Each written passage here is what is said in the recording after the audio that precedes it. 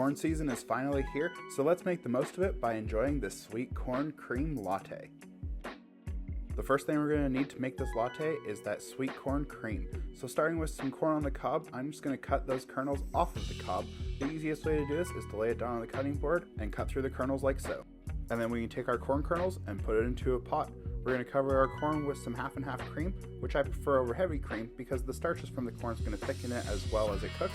And then we take this over to the cooktop and let it simmer for about 5 minutes to fully cook that corn through. After letting the corn and cream simmer for about 5 minutes, I let it cool down completely, and now I'm adding it to the KitchenAid portable blender from their Cordless Go collection. It's super convenient for bringing anywhere with you, and it does a great job of pureeing this corn and cream into a nice smooth custard. Don't be shy while blending this because you want it to be as nice and smooth as possible, so there is no such thing as over blending. Next I'm going to pass it through a sieve into a bowl just to get out any remaining lumps because we want a nice smooth cream left over with no granules from the outside of the corn. Of course this wouldn't be a latte without an espresso shot, so using the KitchenAid super automatic espresso machine I'm going to do just that. With just the press of a button, this espresso machine is going to grind, tamp, and brew your beans, giving you the perfect espresso shot every single time in the simplest way possible.